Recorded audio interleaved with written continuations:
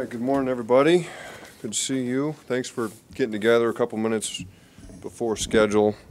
Appreciate you being with us. Obviously, want to talk about the role of the athletic program in our upcoming With Illinois capital campaign. A lot of you have been paying attention. You saw here a couple weeks back we had the announcement of our new university-wide capital fundraising campaign. The goal is $2.25 billion here for the University of Illinois at Urbana-Champaign. It's a campaign that runs through 2022. I'd be delinquent. Some of you might have seen on Twitter I think it was Friday, had the chance to join our College of Business. Obviously, I'm a very proud alumnus of our College of Business. Had a chance to be at the public event celebrating the new gift from Larry and Beth Geese to name our College of Business the Geese College of Business, $150 million gift. The most significant gift in the history of our university.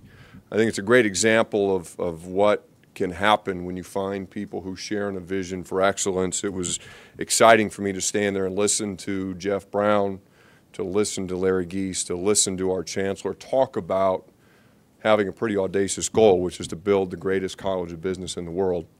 And there they have the opportunity to combine that vision with resources and investment, and I think that there's a lot to be learned there as we work through this campaign for this university of trying to find those same kinds of strategic partners for different departments, different colleges, and certainly for the athletic program as well. So my congratulations to the Geese family and to Jeff Brown, who's been a colleague and a friend and very proud, as I said, alumnus of that college, and want to congratulate them on the excitement that lies ahead for that very special school. The goal for our athletic program, $300 million, a very ambitious goal. I'm very proud it's the second highest goal of any unit on our campus. I think that speaks well to the opportunity that we have through athletics to influence the University of Illinois. I think it speaks to the trust and confidence that the university has in us within the athletic program to generate those kinds of resources in support of the institution. We will divide those gifts into three broad buckets. The first one of those buckets will be $30 million for student-athlete enhancement. Those are things like academic services, student-athlete health care, athletic training, sports medicine, strength conditioning, travel, being sure that we're giving our student-athletes every opportunity to explore their full potential as students, as athletes, and as people.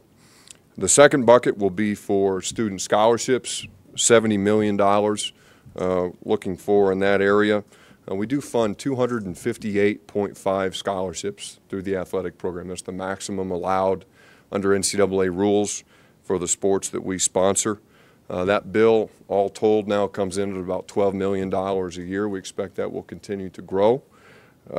We do pay full boat, if you will, to the university for every scholarship that we fund. So if we have an in-state student, we pay in-state tuition. If we have an out-of-state student, we pay out-of-state tuition. International student, international tuition. Any differential tuitions that might be charged by their respective colleges, we pay that as well. And so we ultimately, of that $12 million scholarship bill, we're funneling nearly $9 million directly back to the university in the form of tuition payments, fee assessments, and on-campus room and board. Last year, our annual fund generated about $7.5 million, so there's not quite a $5 million delta there that we want to try and cover through this aggressive fundraising campaign. That was up about 5% year over year from the year before, and we expect to see continued growth in our annual fund as we move forward. The last bucket, certainly the most notable, is $200 million for capital projects. It's no secret that we have a number of facility efforts underway. We will be making a number of announcements over the course of the campaign talking about different projects for different sports, but we do expect over the course of these next 5 years to unveil plans to touch almost every student athlete in our program, every sport. It's something that is important to us as we sponsor a wide variety of sports, a broad-based program that we're focusing on the experience of all 450, nearly 500 student athletes participating in our program. The centerpiece of that capital project effort is the Football Performance Center, something that we've talked about in this setting on a few different occasions. Design is nearing completion. We expect to break ground in early 2018. Expect to complete it in time for the 2019 season. None of that has changed. The project's roughly 110,000 square feet on 2+ levels. You can see we've got some renderings here by the podium. We also have a few more in the back, and then we released a full package of renderings prior to the press conference today. A couple things I'll draw your attention to.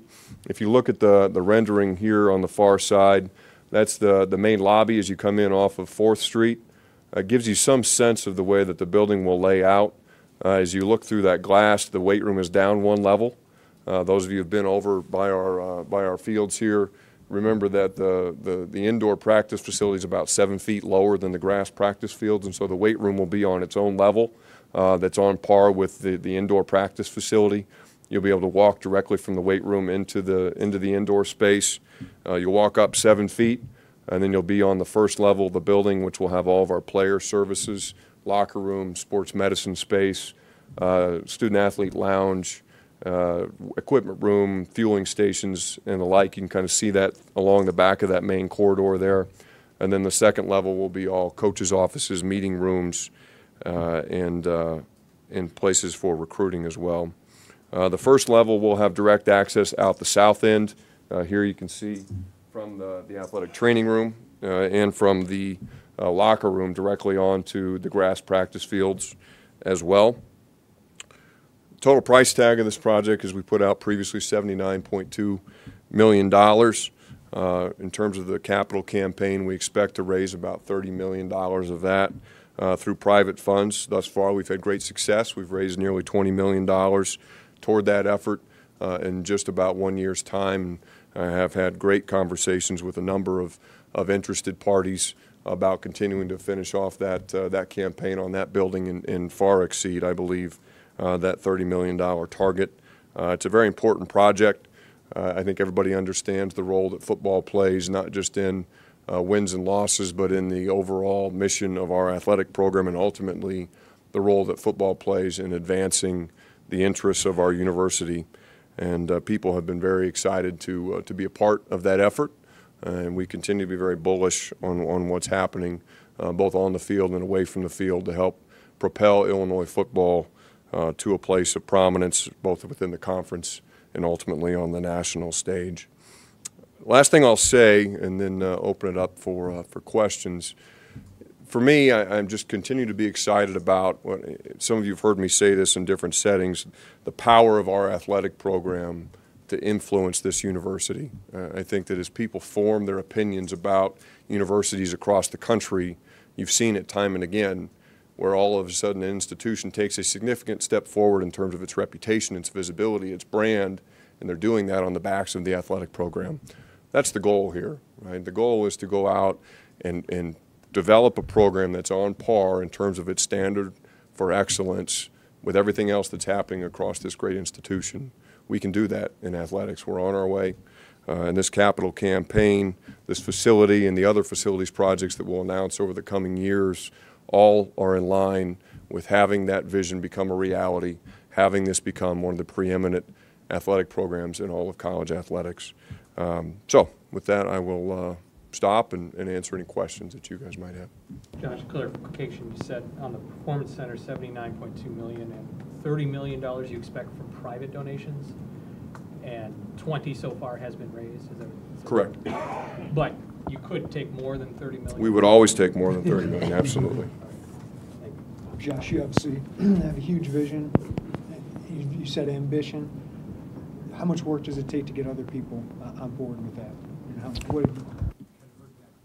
Yeah, it's a tremendous undertaking for all of us. We've got a wonderful development staff. A lot of our development officers are here in the room today. Howard Milton's our Chief Development Officer, a position we put him in last summer, and that group has been very ambitious and aggressive in their activities. The first step, obviously, is engagement. We want people to feel a part of what we're doing. We've taken our show on the road here all across the country over the last 18 months and had a chance to speak routinely with folks about the narrative around Illinois athletics, the vision for Illinois athletics. And there's a thirst out there. People want our athletic program to be successful. And so there's a very open-minded audience that we've been meeting with over the last many months, and very excited about their partnership as we move forward. Is it difficult with football transitioning, rebuilding, from the ground up? You don't have the finished product yet to point to on the field. How you deal with that? You're looking for people to invest. You're looking for people to be a part of the build, a part of the process. I think that when somebody is there from ground zero, if you will, it makes the end result that much sweeter when they know that they were a part of making that transition, making that success possible. And so that's been a big part of our message, is that it's very easy for people to get excited and jump on the bandwagon once we're great. But it takes a special person to buy into that vision at the outset and be a part of helping us become great. And so that's been, I think, a pretty powerful message, and one that a lot of our alumni and friends have been very receptive to thus far. With just renderings to show so far, what kind of feedback have you gotten maybe on the Performance Center? People are excited. They understand, and we've been pretty ambitious in our benchmarking. So we've done a lot of travel across the country. We've visited facilities that are housed by many of our peers, and so it's given us a chance to see what other people have, what's worked, what hasn't worked. We've taken some of our most influential donors with us on those trips and given them a chance in the same day to see facilities at some other schools, and then come back and show them what we have here and allow them to make personal comparisons. And so it's pretty evident where the work is needed. It's pretty evident that we have a great opportunity in front of us, and people have been very excited about jumping on and being a part of that with us. What hasn't You've seen worked? what's worked and what hasn't worked. What have you seen that hasn't worked? Well, I think that you have a chance to look around and see, are they investing their resources in the right parts of their facility? Everybody has lists of things that they would do differently if they have a chance to come through and do something again. And so sometimes maybe they wouldn't emphasize a particular space or area the same way that they would having hindsight. Things that, in terms of efficiency of space, has been a real focus for us. As we put the layout together, we want to be sure that it follows a logical path, whether it's a path for our players on a day-to-day basis, how they move from the equipment room to the locker room to the training room to the meeting rooms, or whether it's a path that a recruit would take on his visit, how he moves through the front lobby and then on into the rest of the building, and are we presenting information in the right order? Are we presenting it in a compelling way? And so you're able to see things that at the other schools, again, whether it's in terms of efficiency, whether it's in terms of their recruiting presentation, whether it's in terms of the spaces that they've emphasized, that we may do a little bit differently as we go forward. Where would you say this would put you guys in the Big Ten? Is it top tier, or where you guys want to be? Absolutely. I think this will absolutely put us in the top tier. I do think that in the recruiting process, I don't know that it's quite as logical sometimes as we want to make it out to be. So I don't know that a lot of recruits sit there with a piece of paper and they say, well, Illinois' locker room is here versus Michigan State's locker room versus Penn State's locker room, Illinois' weight room. Okay, let's go through the list and rank that. Let's go through I don't know that they go room by room and say, I think it's more of a basic feel and an understanding of the commitment that an institution has made to advancing the interests of the football program. So I think in some cases it's almost like table stakes. Like, this is what's necessary to get in the game to compete at the highest level for some of these recruits. And I think that this will absolutely put us in the upper echelon of the conference in terms of our facilities. Viability study, when you're investing tens of millions of dollars into football, about just the future of football as a sport, given CTE, declining attendance. Have you done any of that kind of work? The future of football, I think, is something that we're all curious to watch. We understand that the game has taken some shots, no pun intended here, over the last number of years. It still remains a great game. It still continues to be the most popular game that I think this country has ever seen.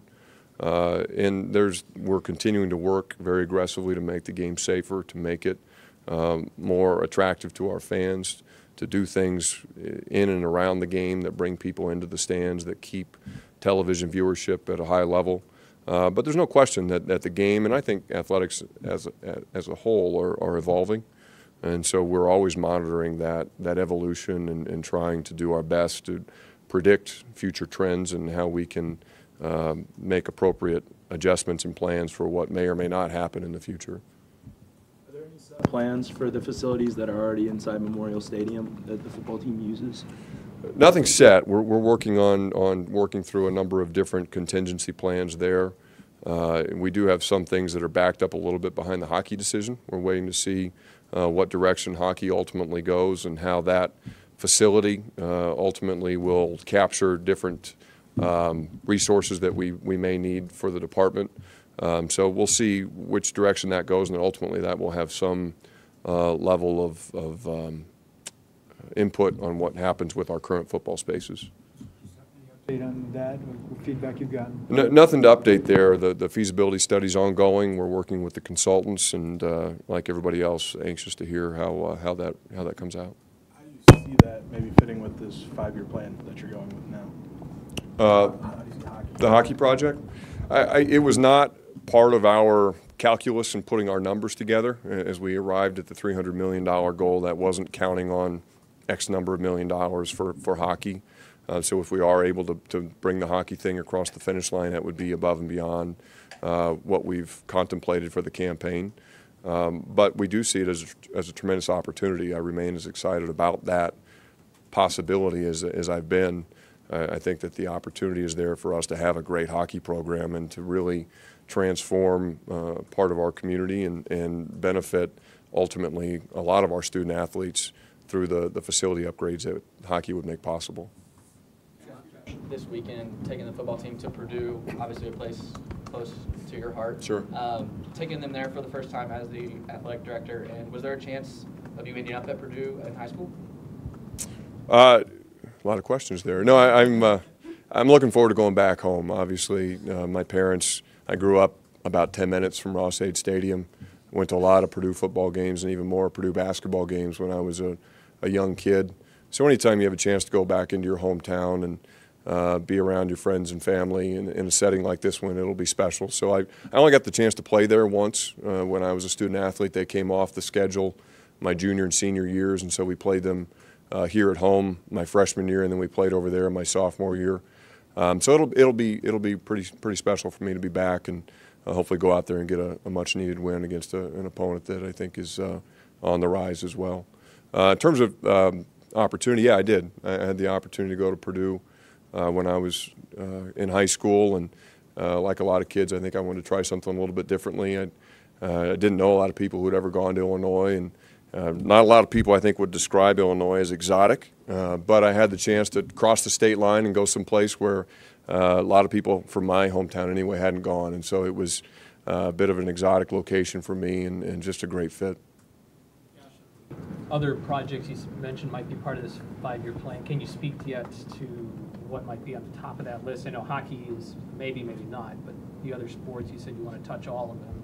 Can you speak to what the priorities would be? No, I think that would be speculation at this point. We have a lot of projects that we've put together that some of it will have to do with finding necessary money. Obviously, as we work through a campaign like this, it's trying to match donor interests with programmatic opportunity, and so sometimes you have a group of projects maybe in your top 5, and then if all of a sudden you're able to identify a donor and a financial opportunity, that might move it up to the top of the list. And so I think it'd be premature at this point to put any projects out there in particular. The south end zone and anything in the east side, is that still a possibility too with all this? Oh, absolutely. No question that we want to continue to make sure that we're maintaining this incredible facility. We're coming up on the 100th birthday of Memorial Stadium in 2023, and it would be great if we were able to put some plans together to get the final pieces of that project in place prior to that. But you never know. There's a lot of moving parts there, and certainly we need to do right by this great building, though. Donor significant enough with this project to include naming rights?